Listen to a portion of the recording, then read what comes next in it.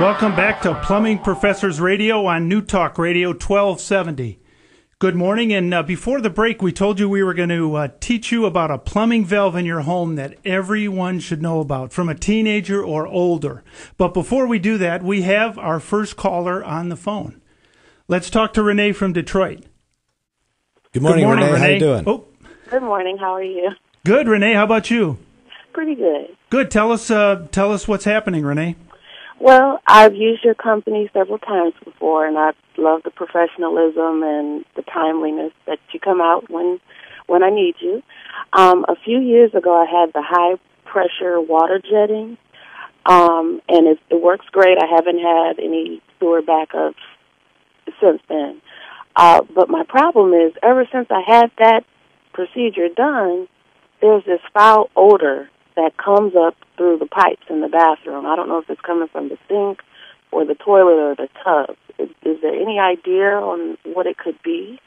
Yeah, Renee, each fixture in your home has what we call a trap seal or water holding the bad smell from coming out so you smell it. Just picture your toilet. That toilet always has water in it. What that does is that blocks the gases or the bad smells coming up into your home.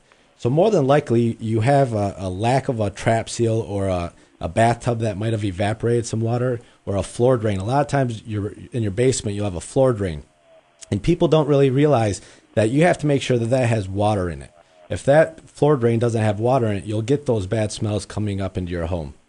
Okay. So I would recommend going into all your faucets or all your fixtures, your toilet, your bathtub, your floor drains, and pour a gallon of water and maybe mix a little bit of bleach in there. And that should help your sewer smell. And Renee, do you have bathrooms that aren't used all the time where maybe there's those traps might be dry that Matt is talking about? It's a one-bedroom or one-bathroom house, so that's the only bathroom that we have, and we use it frequently. But I guess, it may be the floor drains in the basement. There are 2 floor drains, and so I'll try the water and bleach, pouring water and bleach down those. I didn't think of that. Matt, could it be a vent line? Could she have anything coming back from a drain waste vent? Possibly. Renee, do you have any trees that cover the top of your home? Yeah. You do? Okay. Have you been on the roof? Or has anybody been on the roof in the last? Yeah, lately. Right. Yeah, it's. I go up there all the time. Right, exactly. No, very rarely do things get into that roof vent. But it is a possibility. But you would be getting other symptoms like gurgling of drains. If you flush your toilet, if you heard it go glug glug glug, those are all signs that might be an issue. But from what you're describing, I'm pretty confident that if you put some water in those floor drains, that's going to take care of your problem. Okay. And Renee, you know what I'd like to do? Renee, you are truly the first caller ever on Plumbing Professor Radio. We have never had a caller call in with a problem. We make a product at Plumbing Professor called Drain Maintenance Treatment. We nickname it DMT. And it's a safe product that has little microbes in it. It's a dry powder. It's safe around your family and your pets, and it's really designed to be used in every drain in your home once a month. And once you do it that way, those little enzymes that are in there, when they're activated, they eat anything organic in a pipe, and that may be causing part of your odor. So if you'll stay with us when I put you on hold, we'll take your numbers down, and we will send you a box free of drain waste treatment to thank you for the call. And that may be part of the problem, because those little enzymes, once they get in the drain, they will go nonstop forever, and they're environmentally safe, and that may reduce the problem too. Okay, thanks. Renee, we really appreciate the kind words too. It's really important to us to make sure we're doing all the things that we say we're going to do, and we really do appreciate that. And thanks for your call, Renee. I'm going to put you on hold. Thanks. Thanks, Renee. Now, Steve brings up a good point about drain maintenance treatment, guys. When you have drain problems, you're not going to be able to put a Drano. This is the 5-minute. You're not going to be able to put a Drano or anything like that down the drains, and it's going to open it up. I mean, once the drains are plugged or clogged, and you have water sitting in the bottom of your bathtub or in your sink, you need to have it snaked and cleaned out properly the first time. Then after that, we can use this drain maintenance treatment as a preventative drain cleaner. So instead of having a plumber out once or twice a year or even every other year, this is going to prolong the life of that drain after it's been cleaned properly. So you might be able to go 3, 5, 6 years before you have to have that drain cleaned again. Well, Matt, you bring up a really good point there. The drain maintenance treatment is relatively new technology. It's been around a while, but it really hasn't made it to homeowners until just recently. And the nice thing about the product is it is safe around family and pets. It can't hurt you. It can't burn you. If your animals get into it, or even your kids, they might have a little indigestion, but there's nothing in it that's unsafe. Well, Steve, isn't it true you could use it for cat litter boxes? Yes, absolutely. You can. Sprinkle a little bit around there, and that helps keep that smell down. Here's what I'd like to tell you, ladies, because, sooner or later we'll all end up doing it ourselves. So take a milk jug, and when you get a box of this, there are 12 packets in it, one for each month. And so you just put a packet of it into a gallon of water, and you go to every one of your drains every month. And you will be so happy, because my husband actually asked me if my toothbrush smelled.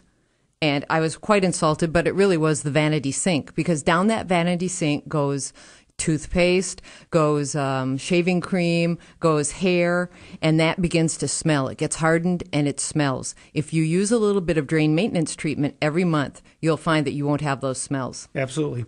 And that product is designed for hair and paper or anything that is organic. It can take care of over time. And most people don't understand that soaps and hair products, they're made from grease products.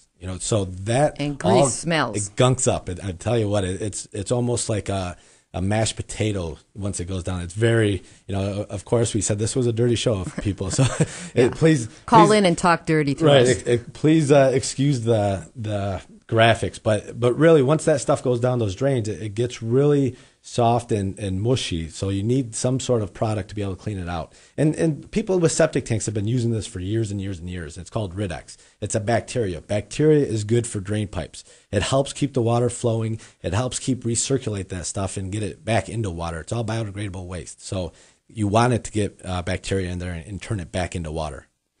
And guys, I know this is really an exciting topic, but we were going to tell people about the plumbing valve in their home that everybody from a teenager up should know about. And we definitely want to do that, because this is really serious. If you take nothing away from today's show but this, it could save you a whole bunch of time and aggravation. That's right. 80% of homes are damaged because of water. ISC Services, which is a restoration company that we recommend, they go into these homes. It's not fire damage, it's not wind damage, it's water damage. So when something happens in your home and water is pouring through your ceilings, you need to know what to do.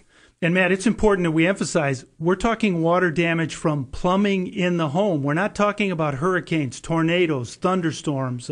We're talking about the plumbing and piping in your home right now while you're at church or at breakfast or on vacation or out at the Lions game or relaxing away from your home. That plumbing is pressurized. And if something happens while you're gone, it's going to leave a mess. It doesn't have to be while you're gone. This happened to my friend Sophie. She was upstairs getting ready, and Sophie's a very beautiful woman, so it might take her a little bit longer than you might think to get ready. But anyway, she heard a funny noise downstairs, and she went downstairs to find that the hose behind her wash machine had burst open. Her entire first floor, all hardwood, was completely covered in water. And I have to tell you, it was enough. That made her heart sick.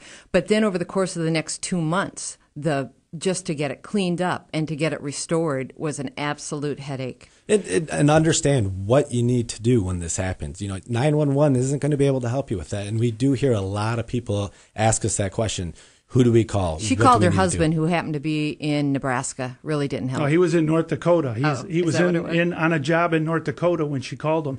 That's why this is so important. Now, if I were to ask you, what's the one thing everybody should know about plumbing, I doubt that very few people would know the answer to that question. I know. But really, the water meter. You have to know where your water meter is. I mean, that is the incoming water from the city into your home. So that supplies everything in your house. So if you have a water problem, we're going to talk to you about where to find that valve. We're going to talk to you about how to shut that valve off when we come back.